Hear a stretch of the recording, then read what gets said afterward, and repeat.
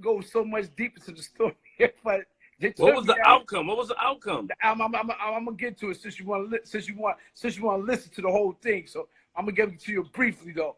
But what happened was they kept my Lexus still for investigation because the case was still open. So now, what happened was,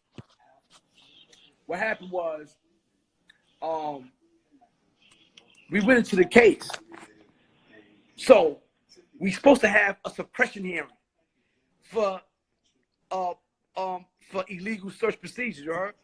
We supposed to have a suppression hearing to suppress all the evidence that they found because they didn't find it on my being. You know, possession is 9 tenths of the law. So you know, I'm real smooth with it. I'm telling my lawyer what to do. I'm actually telling my lawyer what to do. So I tell you, Don, I know possession is 9 tenths of the law. Put a poisonous tree. You know, they cause illegal apple. This is cause for suppression hearing because they didn't catch it on my well-being. So I had someone who was coming out the store. I paid someone who came out the store and said that, yo, the police.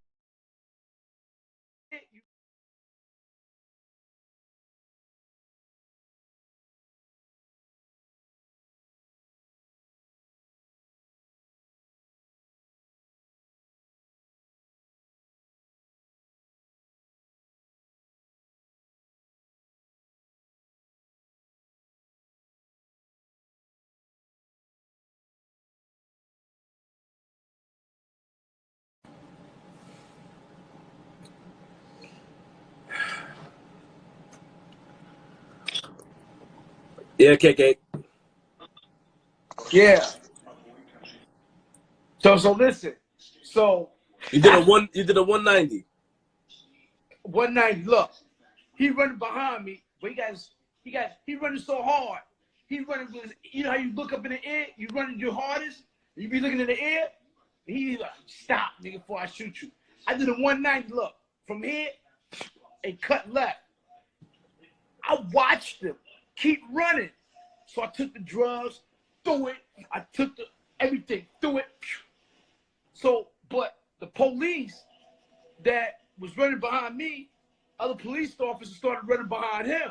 So I'm sitting in the cut while I got rid of everything. And they kept choo, choo. I'm watching them running right past me, right past the building, you heard? So when the coast was clear, I ain't had nothing. So I started walking back to my car like nothing happened. 2 police ran past me because I was just walking calm. Boop, boop, boop, walking to my car. D, D, D, D. Police said, yo, that's it. You know, we got it on and popping. You heard? They washed me. I was, fighting, slam, baseball. So, the moral of the story is that, yeah, man, I didn't see that girl no more after that. You heard? The one that passed away. But this shit went to a whole new different thing, going to jail. The judge, this is the first time I got arrested in that town. So they gave me a $100,000 bail. And then they found out that I just came home 6 months ago. I maxed out 6 months ago. Shit was just crazy. They gave me a $100,000 bail. I wound up getting out. But remember, they impounded my Lexus. You know what I'm saying? So what happened was, when I got in front of the judge, this specific judge, he was in my book, Judge Remick. I can never forget it because he's the type of judge, right? He's a mentor. He's a mentor too. But when I came in front of him with my criminal history, he was by far, he was by far like ecstatic. He looked at he read my joint, read my criminal history. He kept looking at me. He kept looking at the officers. And he whispered to the officer next to it, in the court, they got the officer standing right there for you. He said, y'all won't believe this, what I'm about to say. He said, Mr. Davis is the first person in the 35 years I've been in front with the worst criminal history record, including murder. And I said, yo, my goodness. He said, well, I respect you. You did your time. You did. He said, I don't even understand how you out here. but you smart. But he said, he said, this is during my arraignment. I ain't got, this ain't the preliminary hearing. Preliminary, you got 72 hours for preliminary hearing. During the arraignment, he said this. He said, I got to give you $100,000 bail. So I had the money because I bailed out. So they impounded my Lex. So he gave me $100,000 bail, and he looked at me, shook his head. He said, man, he couldn't believe it. He was crazy about my criminal history. He was like, really, like that never happened to him. He never seen no one with that type of history record, you heard?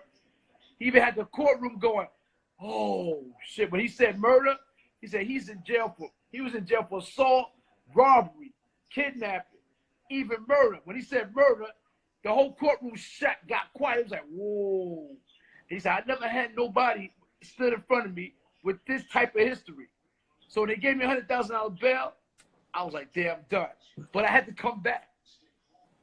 What happened was I had to come back in 2 days for the preliminary hearing, right? So somehow, I went back to the house, called my mom, had about 50 stacks, and I said, yo, Mom, get ready to build me up, but I'm going to see what happened after the preliminary hearing. Because the preliminary hearing is where the officers get to testify. So this is weird. So I go back to the preliminary hearing. When I get back to the preliminary hearing, right, the judge, the officer explained, because it was a stop. It was a traffic stop. It wasn't supposed to be an illegal possession or none of that. It was supposed to be a traffic stop. So what happened was the arresting officer said that he observed me on the street. He observed my car on the street at a certain time to be known as a drug known area. So he said he followed me. So he followed me from the west side to the east side where I was arrested, which is not his jurisdiction. But anyway, he told the judge I followed him. And then when he went past the light, he didn't turn his turn signal on to make a left inside the gas station. I pulled him over. So the judge asked him, and this was surprising about this judge. I ain't gonna lie, I love this judge. This judge is in my book. He became a very, very, very, like, a very mentor for me during my years throughout in Elmira. For real, he wanted to be good after this incident. But listen, so this is my second time seeing this judge. And the police officer explained to him under oath that he was coming from a drug no end. So my lawyer, we came from a college to pick a young woman up who's practicing criminal justice. That's where we came from. So the judge asked the officer, did he come from the street you're talking about? Was it, what did you observe? Well, we observed a woman coming out to school and going into his car. He said, I don't find that kind of odd. She's coming out of college. He said, but for the record, that girl, you know, this is one that died from coronavirus. She made a statement saying that that's what I did. I came to school to pick her up. And the judge said, well, from what I got from her and the other guy that was in the car, that they came from the school. And isn't that the street where the school is at? Yes, Your Honor. So that's not a drug known area. I've been in Elmira all my life. So he told the officer. And then he looks at me. So he looks at me. Funny. He looks at me, right? So I gotta take this. So he looks at me. He tells my lawyer. He goes, as sad as to say this, I cannot release this. I cannot release Mr. Davis because of his priors. And I don't have jurisdiction to release him because of this crime, because it's a felony. He only do misdemeanors and down. And you know, it was the drugs and the guns was too harsh for him to have jurisdiction to make a judgment on it. So he said, I'm gonna have to give you $100,000 bail because of your past history. But hold on. They found the drugs and the guns. I thought you got rid of it. I did. Oh, see, I skipped that part. See, what happened was, I'm gonna tell you what happened. I didn't want to go through all of that because I wanted to really get about Jet. I'm gonna tell you what happened. So when they roughed me up, right? They only got me for resisting arrest. Remember, I got rid of the drugs and the gun. This is the funny part. So listen. So when I go back to the car, they roughed me up, whatever, pool. They arrested me. So while I was in the precinct, they fingerprint before they found out, oh, see, he's been on 6 months because I had on my state greens. They felt as though I was on parole. So they tried to throw a type of contact. I don't know what you're doing, you heard? So boom, when I waited in the cell, right? When I waited in the cell, they came by. I waited 45 minutes in the cell. This is weird. This is the funniest shit. But anyway, while I was in the cell, 15 minutes go by, 20 minutes go by. You know, every half an hour, they have to have a police come check you. Suicide check. That's normal, you heard? So half an hour go by, the first police comes on. Boom. He goes make his rounds. Somebody, yo, CO, man, what's up? When I can't get out, I got to get out. Well, Mr. Davis, they still got your hold, man. You have no information yet, boom, boom. You heard? All right, what's up? Said, well, just give us a few minutes. So, boom, he left. I was like, yo, this shit crazy. So, you know, the whole while, like, oh, shit, you heard? Fuck. But I'm like, they ain't getting, yeah, you heard? Like, I roof shit. Make a long story short, these sucker-ass niggas, they playing games. Anyway, they come. Hey, you got good news, you're released. I said, hey, all right, that's what's up. They popped my gate. Boom. Right? So, boom. They had me go out through this first corridor. It's like 3 corridors I had to go through, gates to go through to, you know, get out. So now I go through one gate, boom, they open it. They got an other gate, boom. So other police through the second gate, the third gate that I was going through that was out through the hallway. So they had me wait at the second gate. They went to the third gate and they looked. I see them peeking and I see them smiling. What the fuck these niggas smiling about? They said, oh, you ready to go, Mr. Davis? I said, yeah, I'm ready to go. So he opened up the door and they said, come forward. So I moved forward. I started walking through the door. I walked through the door, nigga. I see a Soul Train line. I see like 6 police on this side, 6 police on this side. So I got to walk through the middle. So I'm like, what the fuck is this? So, you know, as I'm walking, I'm looking at each one. You heard? I'm looking at each one. So I get to like the 5th, 6th, I see a hand come out, reach out in front of me with the gun and the drugs. You know me, I went to go grab it. So, oh, that's mine, right? They beat me up because I tried to get the gun.